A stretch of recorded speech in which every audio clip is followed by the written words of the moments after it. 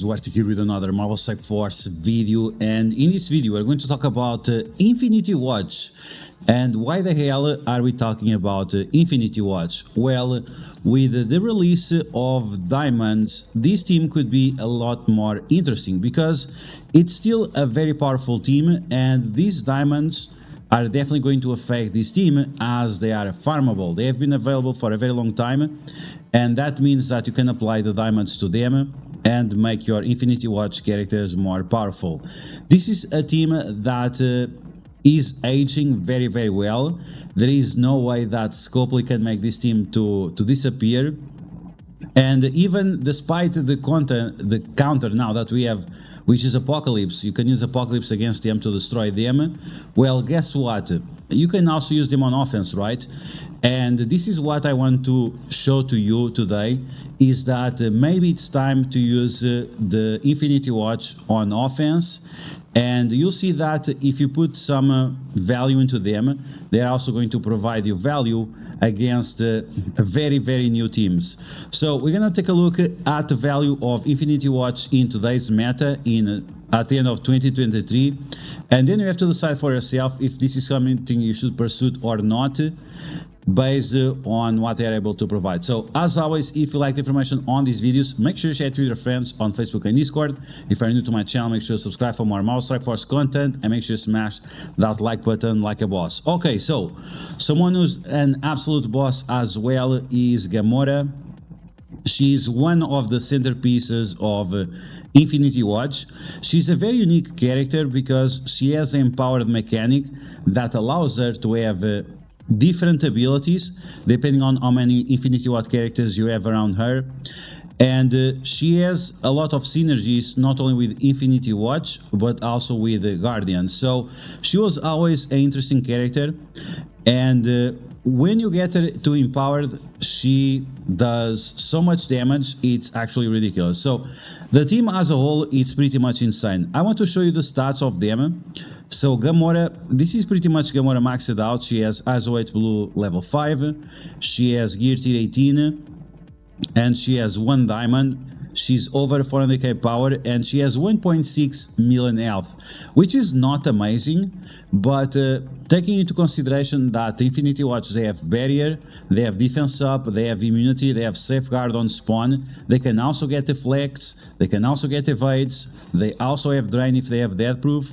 So I mean, even that they don't have the most updated stats in terms of health, because we have characters right now with 2 million, 2.5 million, 3 million health like Val and the Spider-Man big time, they still hold up on in terms of the other stats. So for example, in damage, 96,000 damage, and they buff themselves in terms of damage, so it's not the worst.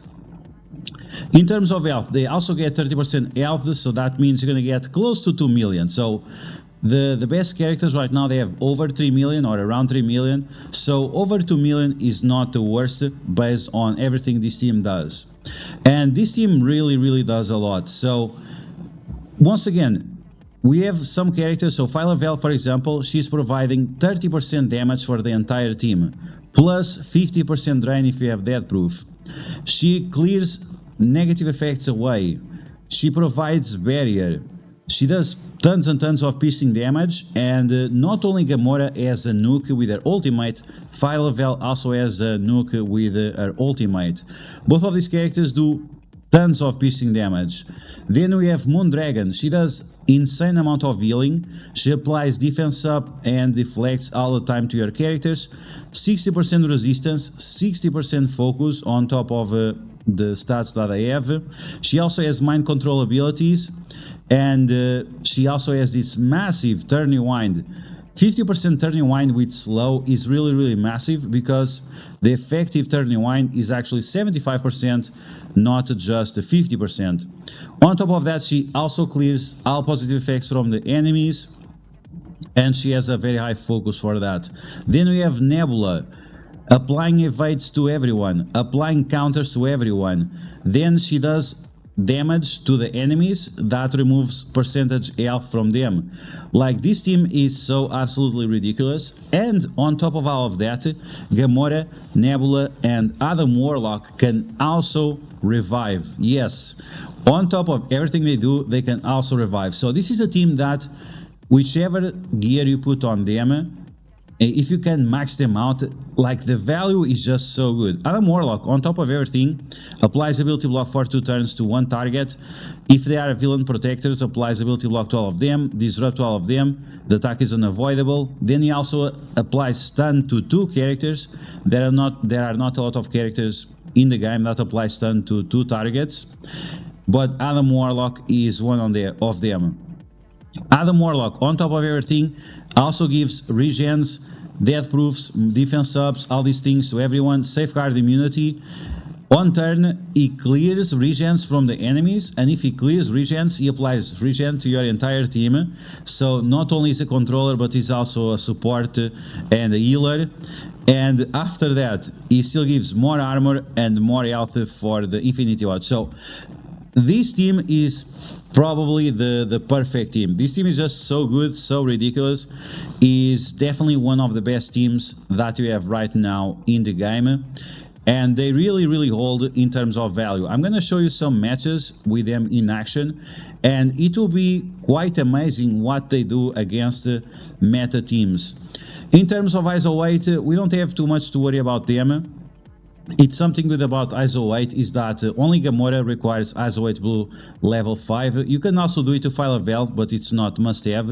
And then Adam Warlock, Nebula, and Moondragon, you can keep them at ISO 8 Blue level 3 or level 4, and that's just fine for them. So the only thing that you really have to worry about is just making sure that they have the yellow stars, the red stars, the diamonds now as well, and the gear. Some of these characters are more recommended than others to Dark Dimension 6.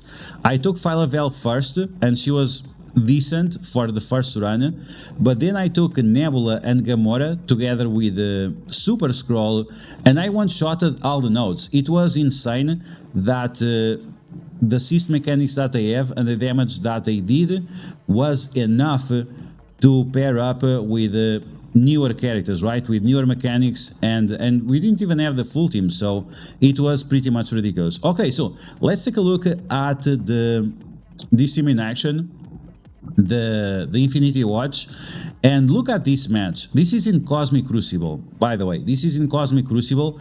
A lot of people right now are using new Avengers on defense, and in the past, people using Infinity Watch on defense as well, but because I figured it out right away that a lot of people were going to start using new Avengers, and not only new Avengers, but also Dead Seed on defense, I decided right away, okay, let me take my Infinity Watch to offense and use them against these teams. So we have a 1.7 million the new Avengers. They were all 7 yellow stars, 7 red stars, if I remember correctly. And most of them, if not all, they're all gear tier 17. So ISO 8 will level 4 across the board. So this is a pretty big team. And they are getting room bonuses while we were not getting any room bonuses. This is on the second room where they get some additional mechanics. Okay, let's see this team in action. Okay, so here we go. I had the wrong timestamp. We're gonna get started. Oh, okay, so we are using on room 1. This is on room 1. Okay, that's interesting. So on room 1, you have additional viability of Infinity Watch because you can change all your characters to Striker. And if you use Nebula as a skirmisher, she's still going to always assist, right? But instead of getting 5 attacks, if you have all characters at Striker ISO 8, then you're gonna do 6 attacks instead, because remember, Nebula will always assist, but Gamora will attack once again because of the vulnerability of the Skirmisher ISO 8 on Nebula. Okay, so once again, we are looking at 2021 meta versus 2023 meta. This is insane. You can see right away, look at the damage from Infinity Watch. First off, they go much faster than even a team like New Avengers that supposedly they are going to be super fast. Well, guess what? the Infinity Watch is fast as well. You can see Ronin. Once again, this is a Ronin with the Gear Tier 17, an isolated level 5 striker, and Philavel tanked like a boss his attack. So that was pretty insane. We still have the death proofs, we still have the safeguards, we have all these things going on. And this is why this team is so strong, because safeguard, death proof, immunity protects your team in a huge manner. Okay, so Tigra, we did insane damage to Tigra. She has all those evades, she went under stealth. And now we are going to capitalize on the ultimate of Gamora, one-shot someone right away. Look at how much health she's gaining from the drain. She's just deleting people non-stop. Once again, look at the importance of the safeguard.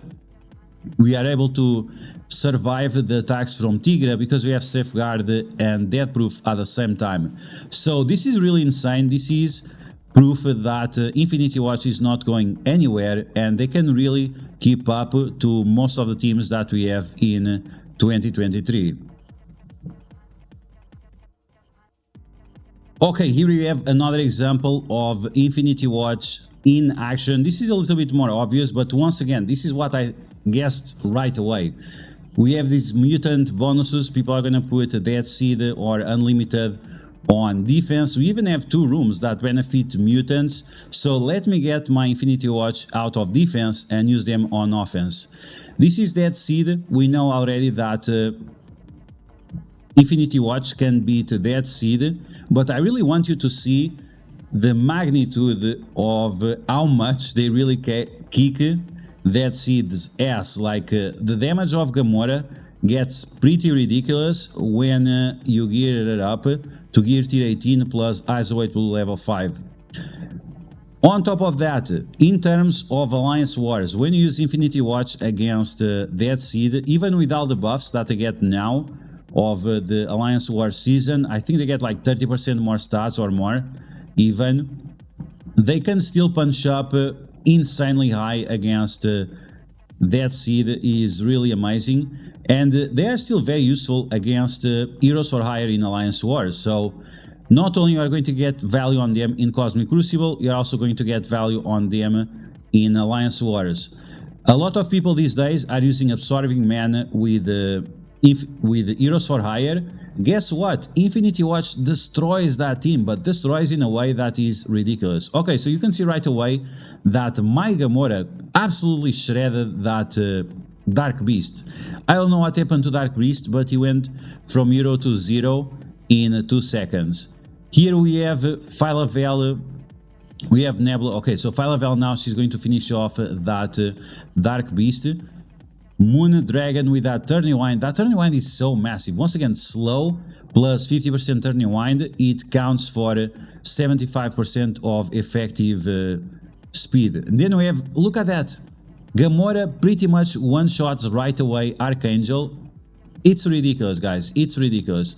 And because at the end of the turn, they get defense down on this room, it just makes easier for your Gamora to absolutely annihilate any of the Death Seed characters in Cosmic Crucible. So not only we have seen the impact of Infinity Watch in action in room 1, also room 5 as well. So it's definitely something that is part of the meta today. As you guys can see, Infinity Watch in 2023-2024 is still part of the meta, but to a degree that most people would not even believe in. And I don't think they have like any kind of improvement or secret rework or something like that, but it seems like when they go from Gear Tier 16 and 17 to Gear Tier 18, they just get absolutely ridiculous. And this definitely goes for Gamora, Philavel, and Nebula. The other ones I'm not gonna get up to 18 because their kits are not as important and the stats are not as important, but man, the damage of Gamora is just ridiculous.